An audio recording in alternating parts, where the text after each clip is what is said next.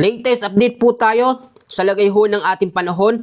Patuloy ho nating minomonitor ngayon ang bagyo ho na nasa labas ng ating Philippine Area of Responsibility. Actually, tatlo ho yan. Meron pang isang tropical depression dito, merong isang LPA, at merong pang tropical storm. Ito po yung mas malapit sa ating par. Pero ito ang tututukan natin, ito pong tropical storm Pelo.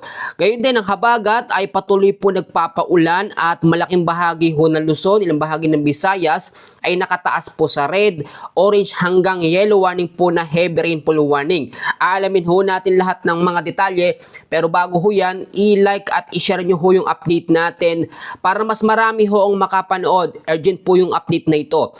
So dito muna natin sisimulan. Ito pong tropical storm na nasa labas ng ating bansa ay meron pong international name na Pelo.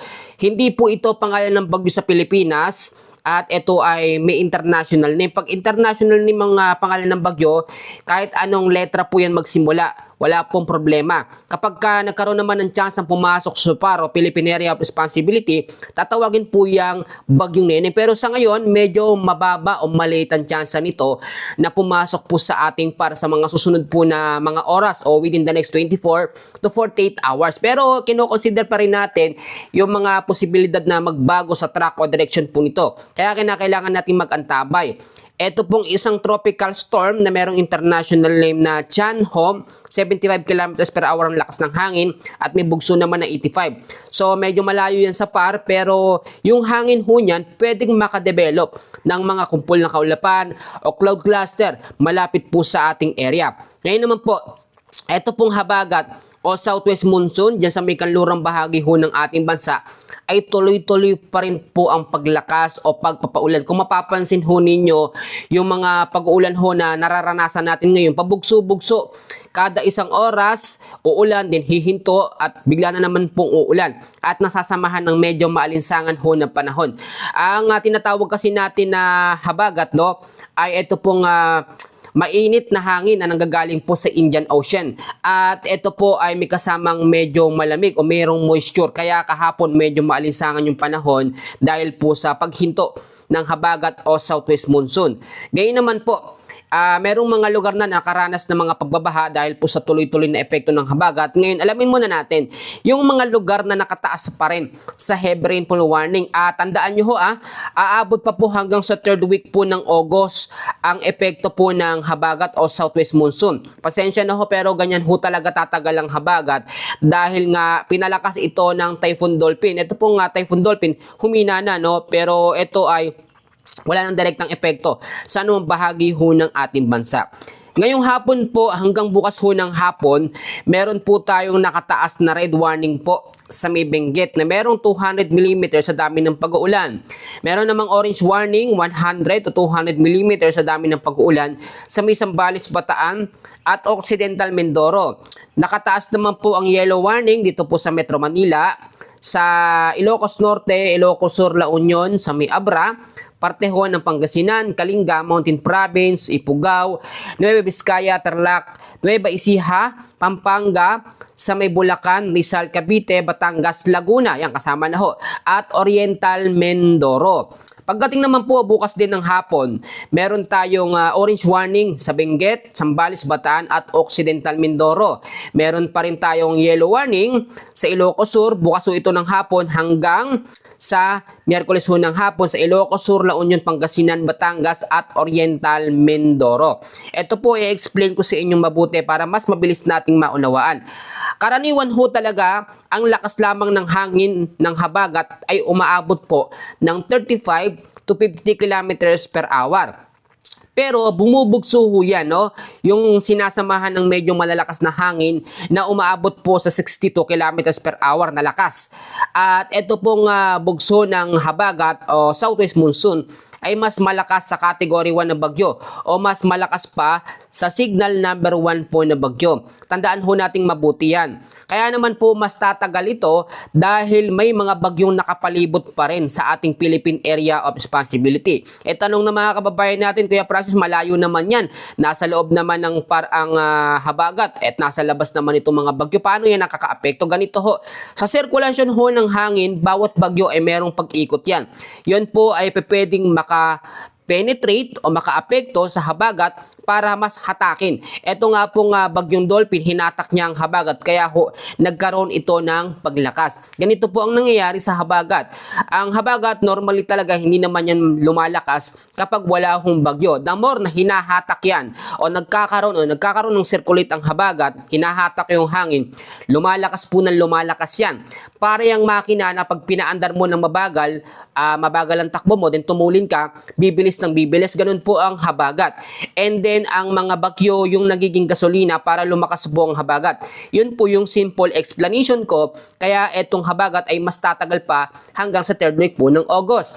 So, kailan naman hihina ang habagat o southwest monsoon? Ito po, kapag itong mga bagyo sa labas ng ating par, ito pong Pelo at merong Chanhom ay nawala na o nalusaw na sa loob ng 5 hanggang 7 araw na walang bagyong papasok, hihina po ng hihina ang habagat at mangyayari po yung tinatawag natin na monsoon break. Ang monsoon break ay yung pansamantalang paghina o pagkawala ho ng habagat.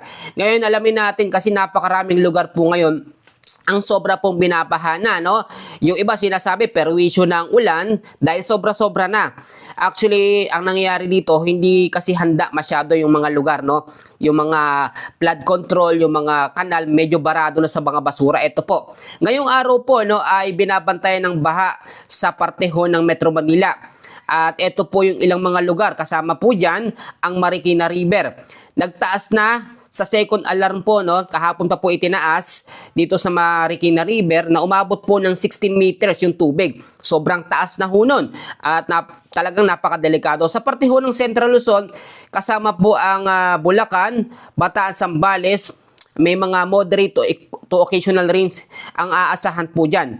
At mataas ang tsansa ng pagtaas ng ilog. Sa Bulacan, Pampanga, Tarlac, light to moderate rains ang asahan natin lalo na ho sa hapon ho at sa gabi. At dito naman po sa parte po ng Calabarzon, kasama dyan ang Rizal, Laguna, Cavite, Batangas, Quezon, Rizal, dito po sa may Upper Marikina, at Kaliwa River Systems, medyo yung mga lugar dyan ay matataas na rin po ang mga tubig. Sa Laguna, ganun din, same scenario din po. Ilocos sa region po, kasama ang La Union, Ilocos Sur, Pangasinan, Ilocos Norte, ay patuloy na rin na nakakaranas ng pagtaas ho ng tubig. Kasama ang Benguet, Mountain Province, Ifugao, yung mga lugar ho na yan, especially mag-ingat sa banta ng mga pagbaba sa low-lying areas at landslide po sa mga landslide prone area. So ano ang dapat nating gawin kapag ganitong may habagat na tuloy-tuloy po ang mga pag-uulan? I-monitor ho natin ang tubig lalo na malapit sa ilog, sa mga baybayin dahil kapag tumaas yan, kailangan yung mga area ninyo na hindi naaabot ang tubig, pwedeng maabot yan pag nagtuloy-tuloy pa po ang mga pag-uulan. So i-charge po lahat ng ating mga equipment na importante, phone, power bank, go bags, i-ready para in case ng emergency, meron ho tayong magagamit. Ngayon naman po, no, alamin din ninyo yung mga evacuation center na pwedeng mapuntahan, lalo na sa ganitong sitwasyon na tuloy-tuloy po ang habagat o southwest monsoon. Eto, may nagtatanong sa atin kung etong tropical storm Pelo ay magiging malakas ba na bagyo o magiging typhoon o super typhoon kahit hindi pumasok sa ating Philippine Area of Responsibility. Tinouble check natin and then makikita nyo sa ating pinaka-radar, nakakulay green ho siya, ibig sabihin itong kulay green na yan, tropical storm.